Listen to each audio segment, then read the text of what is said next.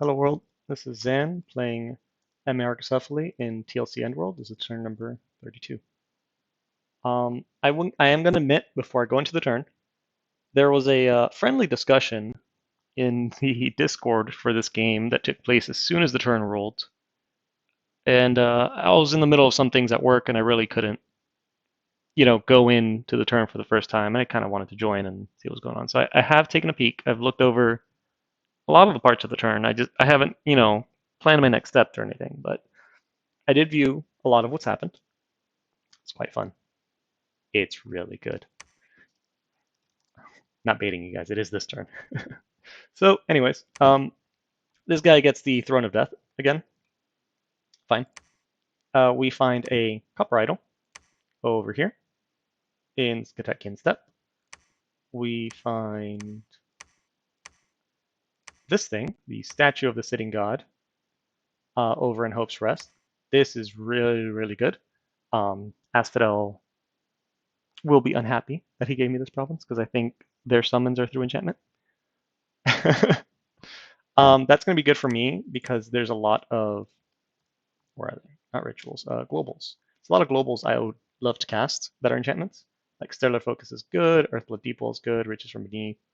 And I wish I could do Eternal Pyre, but I don't have neither the mages nor the fire gems. Really, all my fire gems this game are likely going to go to Lightless Lanterns. Maybe Firestorm later through a Communion. But there's some really good stuff here. Um, Ritual wise, I mean, I could also do rituals here. Let's see, like which one? Twiceborn would be good. All my dispels can come from here. I'll save 6 pearls. I don't think any of these hidden ones are usually worth it in vanilla. Enliven Statues is pretty good. If I can't find something to do with my Earth Gems, which would be difficult, because I literally have the Stone Soldiers I can get from it. The Dragon Teeth guys. What else? Liches. I could do Liches later from here. That'll be good. You know, elephant in the room if I get that far. So that's pretty good. That's actually really, really good to have found. Not to mention it's also not another Astral Pearl, and I'll never have enough of those. On our own, we find Thornwood Heights in the Splines. With our N2 Mage, it gives us access to Hedge Wizards, which, okay. I mean, 65 gold for 7 researches. It's something. I have resources, so I could totally build this. Because labs are like 250 for me, because I'm Arcus Supply, and things are cheap. So I can totally recruit 1 turn from there. That's pretty good research for a dude.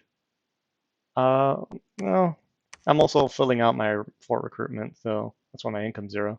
So maybe not. What else? Okay, we have a bunch of battles.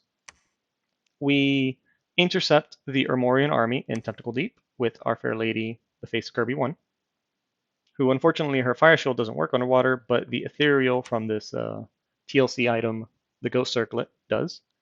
Which is kind of the whole purpose of it. We've got her in a basic kit, which is just, I want high protection. It's not the most perfect kit because she's still very weak against certain elements. Like shock damage would be horrible to her, especially if she's going to be casting Iron Skin later. The Smasher is not the best weapon of choice for underwater combat, but it is a weapon that I can use. Same for, the defense skill. And these guys are also going to be punished for being underwater in the first place. So it will be fine. Everything on this field is inanimate, even the Soulless. Or this one. They're all inanimate. So if anything gets hit by that Smasher, it will immediately die. Because 20 armor negating damage is enough to kill them. Alright, so these guys are going to run up and do their business. And in the meantime, she's going to buff. So while she's over there in the corner, the flight of the Shark Tribe, they come in and they respectfully destroy most of the undead, but they have trouble once they get to the Knights of the Sepulchre with their longer weapons that are able to repel the non-berserking ones, high defense skill, and general resistance to piercing attacks. Not to mention they have some amount of Undying. Undying plus 10, so they have 16 hit points instead of 6. But they really hold their own down there. Oh, they damn near fought to the last. Only a few cowards got out. Well, by this time, our lovely Gorgon has finished her buff cycle. Due to her high paths and absurdly high reinvigoration, she is fatigue neutral. We're talking here 33 body protection and 26 in the head, which is difficult for most of these guys to hit because she is size 5. A lot of hit points because she's finally in her own dominion, and that gives her all the other good stat bonuses too.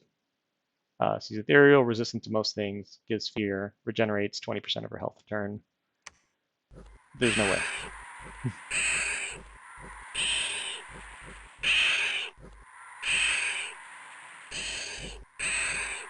There's no way. Even when the knights get up, most of their lances have been used, which means they're left with this 23 damage broadsword against a 33 protection body, which also has a shield, so if they hit the shields, it will be essentially at the damage cap. And we're done here. The lictor or whatever in the back has routed. Okay, we have another battle in Grog's Rock. So In moves out with a force of units, some mages with no gems, and a bunch of Gog Reavers, which are terrifying units. They weren't as terrifying in the last battle because they're weak against arrows, but against basic PD, yeah, they'll just slash their way right through it. It is a problem. And then here we have two battles at End. So if you hadn't picked up in this game, the player behind Ermor is a big crap talker. He talks with the semblance or the idea in his head that he is going to punch everybody in the face and nobody will punch back. And I'm usually one of the first people to call him out on that. Anytime he says he's going to do something and the only reason he isn't doing it is because he doesn't feel like it, I go ahead and say, bet. Come at me. You can kick my ass with no problem? Sure. Go ahead. My Gorgon's easy to kill? Show me. Show me how easy it is to kill that Gorgon. Oh, you think you can beat my army while I'm busy doing something else that's completely irrelevant? You want to try to snipe the Fortress of End? Let's do this. Come fight me. Bring everything you've got. And so he did. Now, there's a few parts to this battle that, because there's one of this entire battle, I'll say I made one mistake. And I'll point that out later. Other than that, this would have gone exactly as expected for me, because I'm storming the fort at End, if you remember last episode, but I was expecting what if Ermor came to attack me. Interestingly enough, he spent a while in chat saying that these little acolytes are useless. You should never, ever summon them. He's got 1, 2, 3 of them. Never summon these. They're useless. He has 3. You don't get those as free spawn as Ermor. Anyways, there's a mistake I make later in the battle, but for now, this is my formation, which, if you guys remember, I'm planning on storming End, and if Ermor, who's usually a lot of bluster, he talks a lot of crap, he doesn't really do anything. If he comes in, then I'll have my counters ready. Well, let's watch how this goes then. So the mercs that I wanted to kind of dive forward, mess with End, come in. Let's actually slow this down, because there's a lot that's going to be happening. Because he initially just ran forward and attacked, I didn't really get a chance to finish the buff cycle on a lot of my units, so that Alpha Strike actually was pretty deadly. Well, his bless again, just in case. Shock resistance, fire resistance, defense skill, magic resistance, undying, strength, and blood surge. So his units are extremely deadly. And they're very resistant to magic. He hasn't gotten his protection spell up yet. But once he does this, they'll be at 19 magic resistance, so it's difficult to banish them. The real way of getting rid of these guys now is hit them in the face, because they have 16 hit points. Hit them in the face really hard, or use, any of the massive, absolutely massive amount of spells that just say, oh, you're an undead, well, I'm just going to kill you then. One of those being the Ravenous Swarm, which every round is going to find a square. It says one undead target. It's going to find a square randomly on the field and do 7 armor negating holy damage. Holy damage is, it does triple damage against the undead. So this might as well say 21 armor negating holy damage each round to a square. Will it kill something useful? I don't know. I'm not going to follow it as it runs around. If we see it, I'll pause the video and point at it. So this happens, and really this is not something I could have avoided. This was meant to go run into In's mages.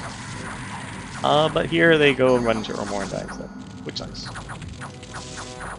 Okay, we have now our main front line, which is Hoplites, bugs, this madman, this line of trolls that heroically stand against the coming onslaught, while literally getting shot by fire arrows in their back. And yeah, this is going to be the big line. Back here we have most of our priests. These are not routing, they are chasing these two. So we have a bunch of our priests, or mages, safely behind our wall of hoplites, which again, it looks thin, but they are multiple hoplites to a square. So, you know, it looks thin, but it's actually denser than most unit lines. And the longbowmen, with their wind-guided precision and flaming arrows, are free to do as they wish. As are the priestesses. There's one thing to note. This spell that they're doing, Pull from the Grave, the TLC mod, after talking with the creator, he actually bugged it. It's supposed to Earth Grip the undead, but right now there's a bug in it, and it doesn't Earth Grip them. So it may as well just be a regular basic Vanish, which sucks, but hey, in enough numbers it still does what it needs to do. These trolls never got hit with Ethereal, or with luck. They only got hit with Ethereal and Wooden Warriors, I think. Or that's their natural protection. I guess they got hit by Ethereal and Legions of Steel, likely. And Quickness. Holy cow. Quicken trolls. That's actually a good target for it. They hit very hard. Okay. Over here we see Alexandros has joined the fight. And this is, here's my mistake. So he is my primary army leader. He gives an absurd morale bonus to the entire army. But I thought he'd be a pretty good, like, thug kind of person. And he absolutely is. The mistake I made is, due to this dense formation, he's not going to get any of the buffs. Like, he's not ethereal right now. He doesn't have Wooden Warriors. He doesn't have Legions of Steel. He literally got nothing. This luck is from this item. He got nothing. And when you get no buffs and you charge into Hellblessed Knights of the Sepulchre, normally you're going to die. Not him. He goes up and he starts kicking ass.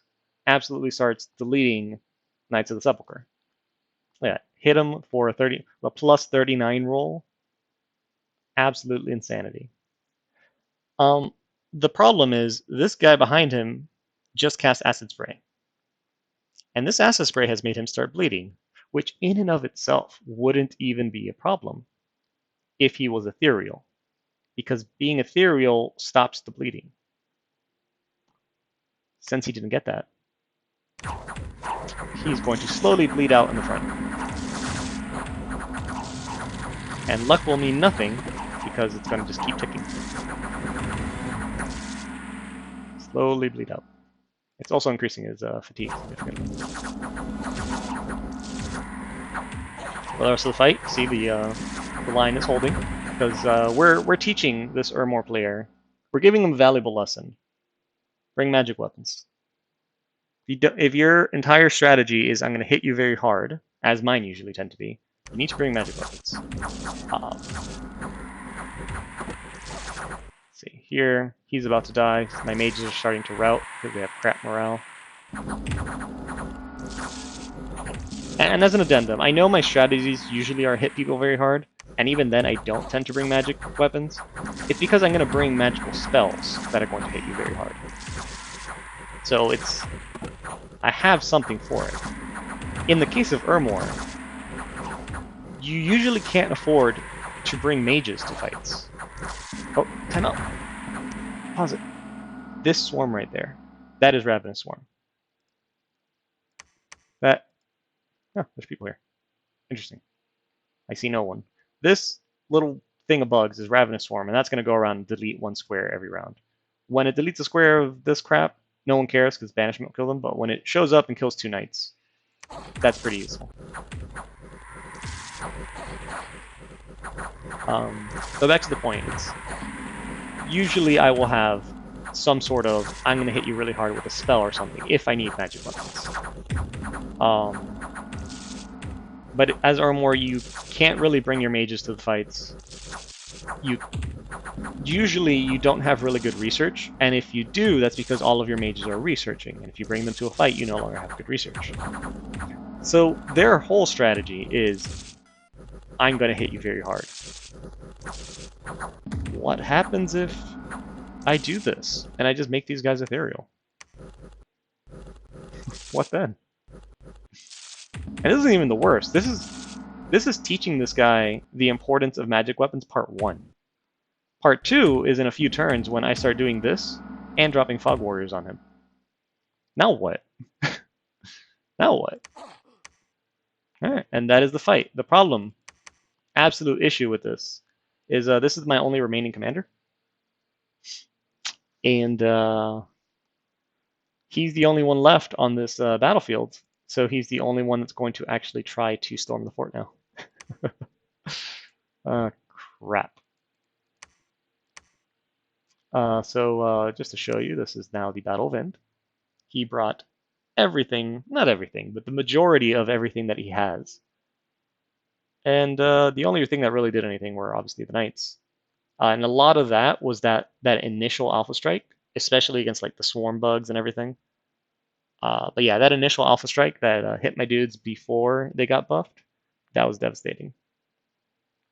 To my own losses then, I lost 2 mages, 2 of my priestesses, which were hit in that attack rear command, my hero, who's fairly irreplaceable, which sucks, 2 of the horse tribe chiefs, with it, I think one of them was one of the ones carrying the items, which is why up here you see the elemental armor. We lost the Inquisitor, who's a mercenary, and we lost one of the Woodhenge druids. So all in all, mage-wise, really, in reality, I lost 2 mages and a Woodhenge druid. So I lost 3 mages this entire fight. Unit-wise, it was fairly significant, starting with Alexandros the Conqueror, which is a great thug, and more importantly, he's a great leader, with all that inspirational going on. Let's see. What's important down here? I think I lost all the cavalry, because they weren't really part of the buff cycle. So yeah, I lost what was left of my cavalry. My longbowmen did, again, a big chunk of the work here alongside the priestesses. So I lost half my longbowmen, most of my Pegasus riders. Wow, 12 slingers got that many kills. Yeah, slingers are where it's at. I'm going to start bringing a lot more slingers against Ermor. I know his god has air magic, but it's an immobile. He's talked crap about how it's an immobile. I'm going to start recruiting a ton more slingers, because this is actually really good numbers for 12 of them. They outperformed my longbowmen. Or no, it comes out to being about the same. We lose half my hoplites, again. And we lose a third of my heart companions. Not bad at all. We lost the madman. That's okay. But yeah, that's not bad losses at all, considering piercing weapons against the undead and such.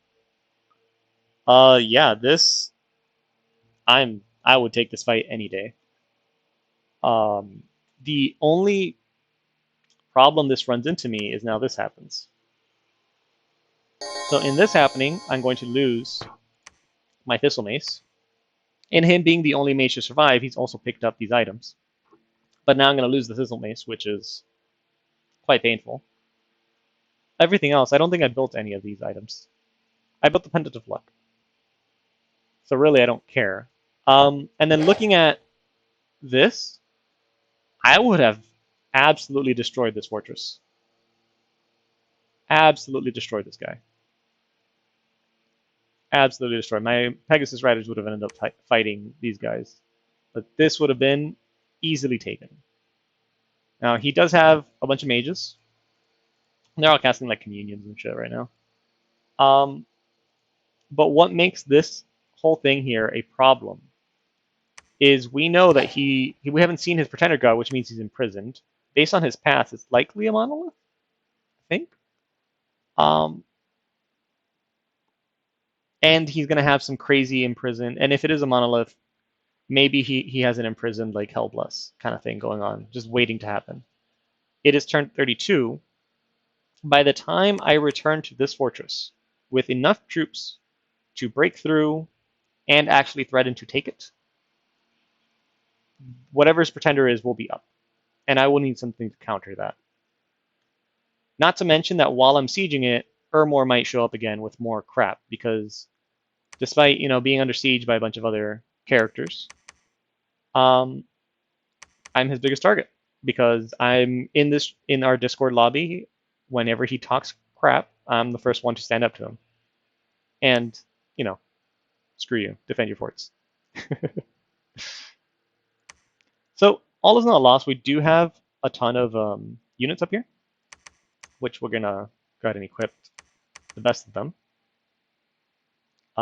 This guy is gone. Most of our mages and everything else have survived. The worst part, one of the worst parts, I guess, there's a lot of bad to this, is the scout with all the gems on him.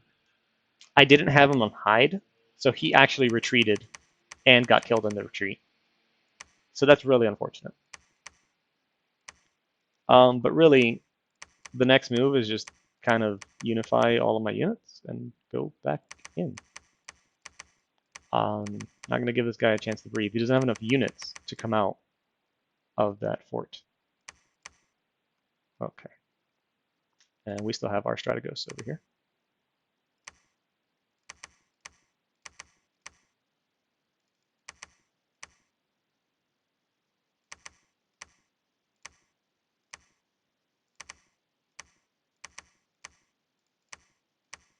We will give them one Heart Companion to hold that line. So unfortunately, yeah, we're going from a +6 to a +3 morale on my infantry units, which is unfortunate, but it's still pretty darn good. Like 15 morale. Let me get a Joshmo. 13 morale on a Joshmo while in hostile dominion. That's not bad. Okay. Anyways, we're going to move all of this back into Ind. It does have no gems, which is worrisome. Which reminds me, I need to get these. These guys need to start coming down here. These Atavi. Yeah, no, I have them shuffling troops around, but I need them to actually be stealthy gem carriers. Look at this guy here. We're likely going to get attacked here in Grog's Rock, so I need to do something about that. I need to reset some of my units because things have changed a little bit. We're finally going to seduce here with the Muse and get me that Necromancer. We had brought Toldy's Ghost down to Heavenshine just in case Ermor came in and attacked Cape Hellas. So we can move her this way. Just in case he moved her there. I don't know what you're building, but you can go ahead and research. This guy just finished site searching, so keep moving, doing that.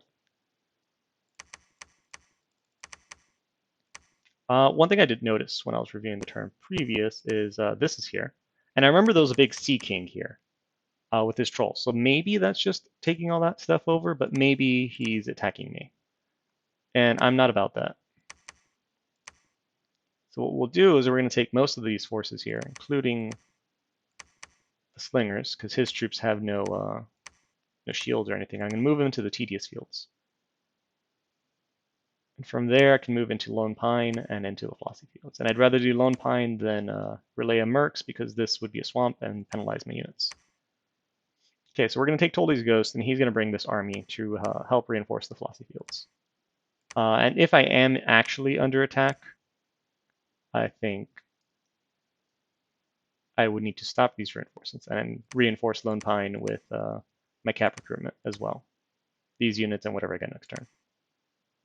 Okay, so moving down on that, this guy, I'm going to give him Earth Boots to search this Earth 2 while he's there. Unlikely I'm going to move all of these gentlemen down to the Barony of R. Okay, I don't know what you were building, so you can stop that. Likely these... Okay, so this guy is the one bringing the units. bring all of these guys. We have a bunch of units here, but we got no one to bring them. That's a problem. I need to recruit another Atavi. Okay, this is where we found that.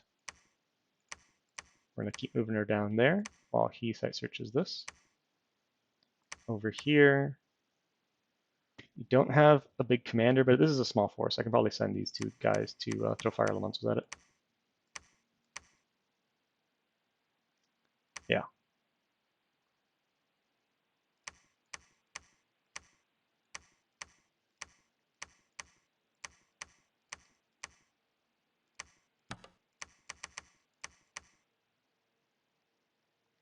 To actually do here Iron Skin. This guy can do Body Ethereal. He needs to do his own defense, which is that one, and this guy can do Luck. And from there, just spells, yeah. Make sure they're both in the corner. And this is dropping that fire elemental is going to put him to sleep for a little bit, but 2 fire elementals, if somehow they're still under leadership on this field, should be enough.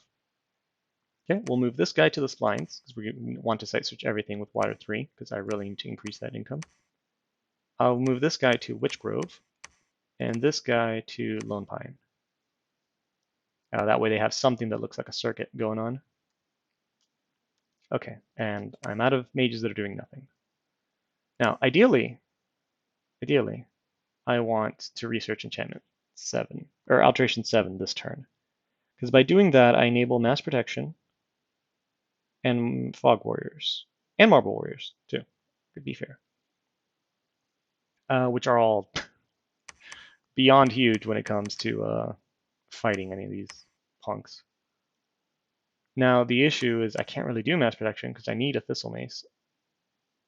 The only N2 I have now is this chick.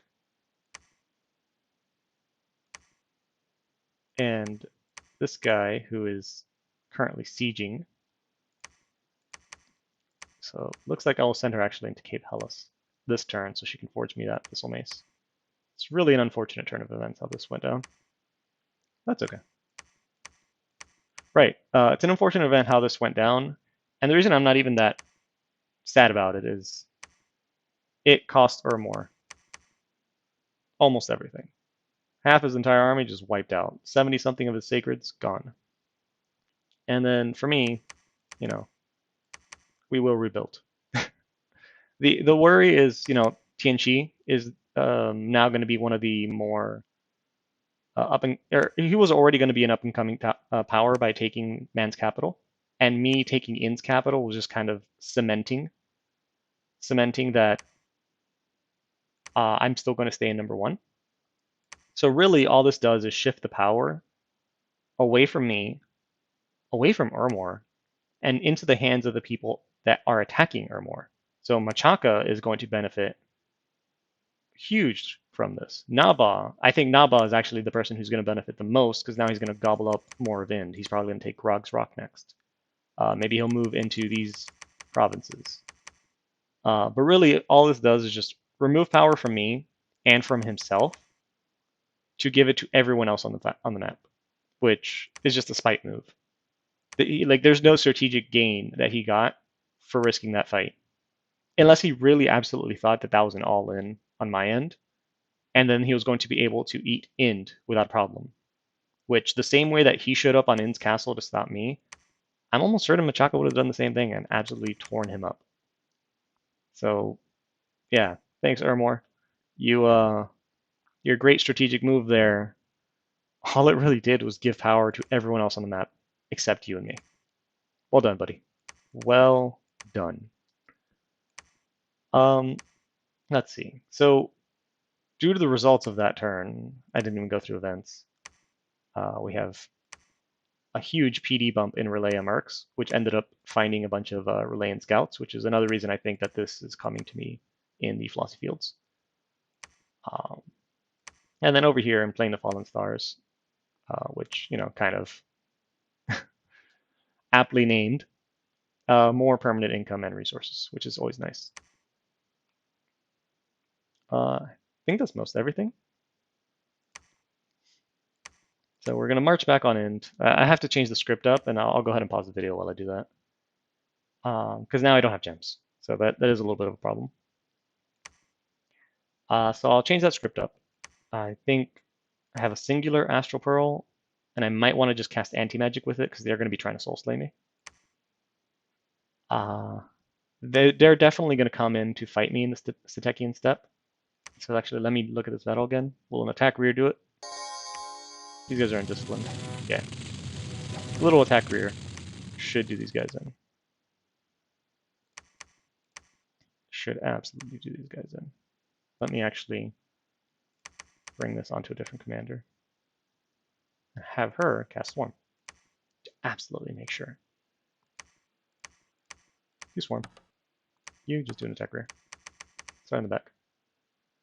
Okay, you fire large enemy monsters and you hold an attack closest.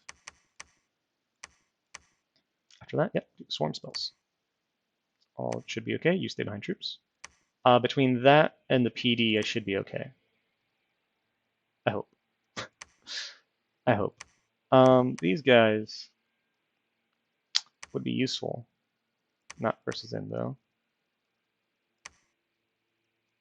Okay, we're going to have all our storm-capable people here. What I'm going to need now... Where is she? Right, this one is seducing. This is going to hurt. No. See, I need this. Do I need this turn? No, due to the gem situation, I can afford to get this next turn. Great, because this is going to be a humongous hit on my research, but I'm going to move Ith down because I need her to cast. She's going to be my Fog Warrior caster. Okay, that leaves me with 3 open hammers. And let's see what we do with those. Can't make one of these darn things. Can't make lanterns, which I didn't think I made any last turn. I did not. I do need an item for this chick. Where is it? I'm looking for an crappy earth mage somewhere. I guess over here do I have? Yeah, perfect, one of you guys. So I want to build her a bracer of protection. And the reason is I want this guy to actually move to the barony of R and bring me these items. Or maybe I can have it here instead. Give all this to this guy. There we go. So never mind. I will have this guy move to the barony of R because I want those boots. There's a use case where I might need to put that on my Gorgon because the strength scaling on her snake hair is pretty good. But really, I want to put this on her to cover up any elemental resistances. And in doing so, this has less armor than the armor of knights.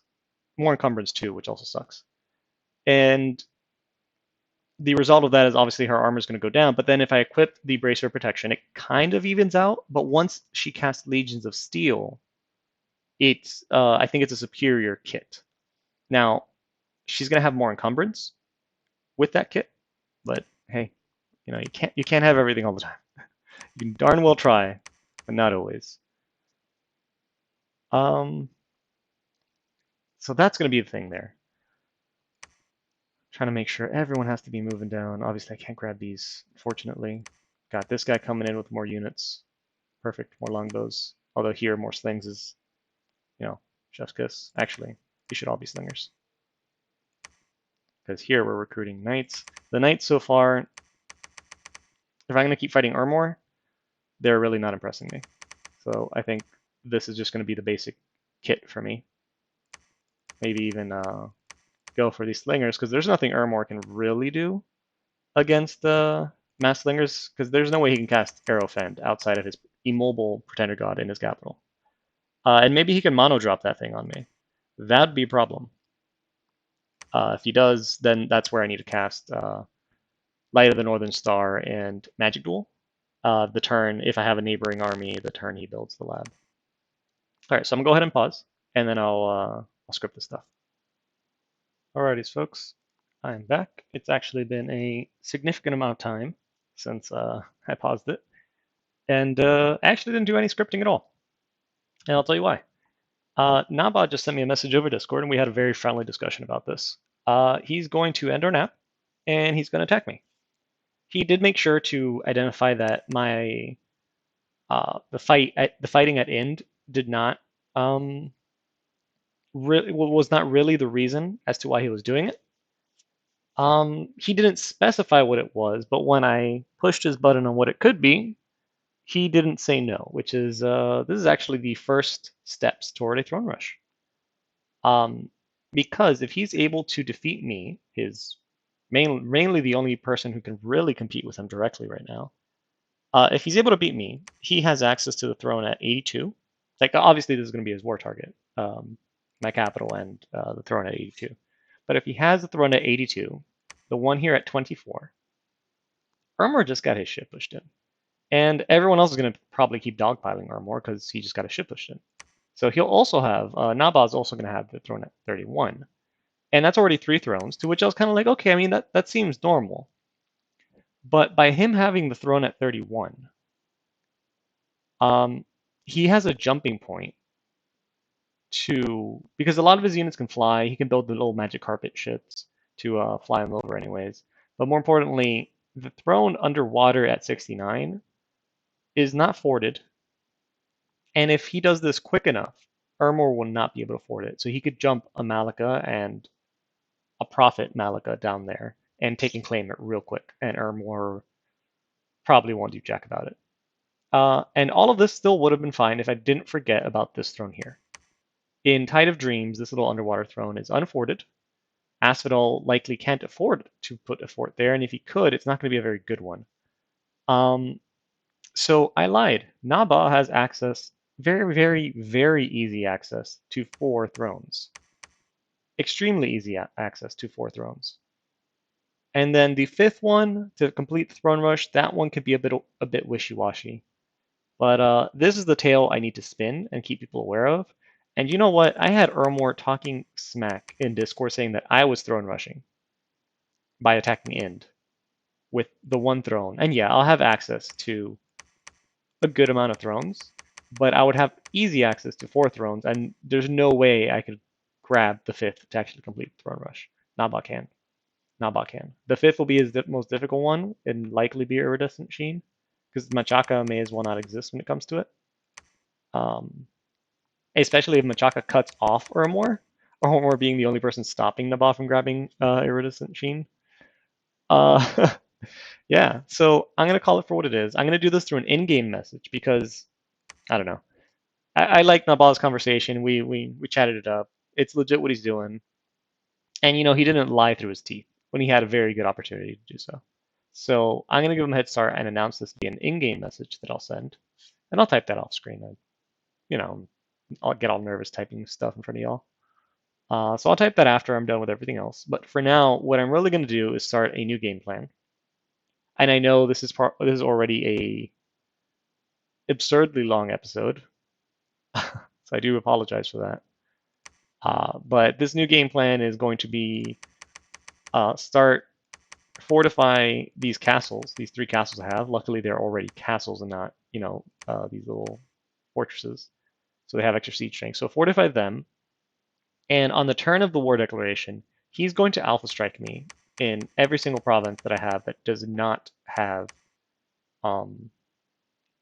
that doesn't have a fort on it. He's going to hit every single one because he's been turtling all game, and there's probably camels there right now. They're super amazing recruit anywhere raiders that Nabal and Oldware gets. These guys, a bunch of these guys with these stupid little birds, can take on the stupid amount of province defense. So I'm gonna need to have mages in most of those provinces to stop that crap, and the mages will be able to stop the camels, but if he does it with Malika thugs, they're screwed. There's no way around it. They'll kill them. So the research that I'm going to try to hit now, and I need this ASAP, like I'm even going to switch these two, is Evocation 6, so I can mine hunt every single one of them. All of my cap only mages, these astrologers, can mine hunt fairly easily, especially these two. Although I really shouldn't do it with this guy, because if he gets feeble-minded, he loses the enchantment. So he will do safe ones. But they can all mine hunt. Every single one can do it. And if they are Astral 3, so like if they don't random Astral, they need a booster to do it. But I can build a booster for about 8 Astral Pearls. So it's not even that bad. And if they get feeble-minded, then I just heal it and they'll Mind Hunt again later. So that's the thing I need to bring down on him. So these guys that are site searching, I'm going to let them site search another turn or two, and then I need to put them in a fort. It doesn't have to be my capital, just a fort. And then from any fort, they can start Mind Hunting. To fuel this, we're going to have to send Toldi's Ghost down to Cape Hellas and claim the Throne of Misfortune. Now, this hurts me the most because Luck 3 has been fantastic to me this entire game. It has really given me everything I wanted and needed. But more than the absurd amount of pearls, like more, I would trade 30 water gems right now for 4 astral turn, like it gave me a few turns ago. Right now, I just need astral pearls because on top of this mine hunt strategy that I'm going to do, that the more pearls I invest in it gets better by giving Eyes of the Void, spell focuses. Despite all of that making it better, I think the first step I'm going to take is I'm going to empower this Muse to be Astral 3, or Air 3. So she'll be an Air 3, Astral 3, and she will cast, at Evocation 6 as well, the Wrath of God. And Wrath of God is not going to kill Malika. Really? They're not going to care about it. They're Shaka resistant on the overworld. So these chicks can literally ignore Wrath of God. They're going to get, I think, they'll be at 17 MR if they don't have any specific items for it. So even mine hunting them will be difficult. They're going to be the bane of my existence. But these little camel riders, these sheiks, um, they can potentially get killed by it. All the units can get killed by it. If he has Kahim or Caribs, they will get killed by it. If he has these Hermit Sahirs, they will get killed by it. Any little human troop he has will die. It will hurt, not kill, but hurt and possibly maim his regular units. Maybe not these guys. Oh no, even these guys. So it'll maim his entire unit lineup and do the same to most of his mages. Oh, these guys. These guys are not shock resistant either. So yeah, everyone in his roster will either be killed or maimed by it, except the Malika. I have Turmoil 3, he has Turmoil 3, or he has Turmoil 2. Ermor has Turmoil 3, so as a side effect, I get to screw over Ermor even more. Because it's not going to kill his main summons, they have too many hit points. But it's going to potentially kill it'll maim his sensors. It's going to kill all his Mound Kings. And if you don't have any Mound Kings as Ermor, you have to spend your death gems on other things that can lead undead troops because all your Mound Kings are going to die because he's in Turmoil 3. Asphodel will be an unfortunate victim of this. I'm going to be killing all his mannequin. He might attack me. So this is essentially me going nuclear. Holy cow, look what we found. Damn, you know what? This is quite the trade here. He got a Magus Temple, and I got a Statue of the Sitting God. Christ, these two provinces are special. But like, there's no way I would have held Logger's Camp. There's no way. So that's interesting. He found that. Good on you, dude. So yeah, Asphodel will be an unfortunate victim. Tianchi will be one of the least affected because his skills are Order 2. And the way Wrath of God works, or is it Evocation, is it's 2% plus 2% times the minion plus turmoil. This 2% times the minion obviously is not. It's going to be 0 if they're not in my own dominion. So it'd be 2% plus turmoil, which by just having order 1 reduces this to a 1% chance of, and then a minimum of 9 armor negating. So Tianchi will be the one who can ignore it the most. It'll still probably annoy him because it'll kill everything in his roster. Especially in the spring, it'll start killing his cavalry as well.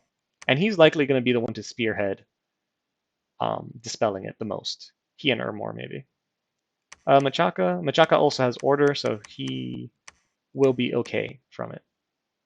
But this is my go nuclear option, and it's probably my best defense at killing the infinite raiders that are going to be going around, because the game of I can kill your camels, but your Malika can kill what I have killing your camels, that's not a good game for me.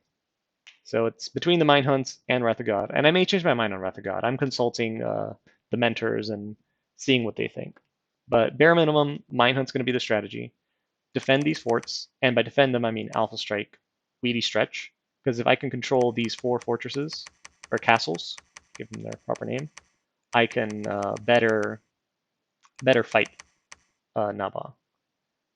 To the rest of what's going on here is I'm in full retreat from the Skatekian Steppe to Barony of R. Not full retreat, because I have some units coming in.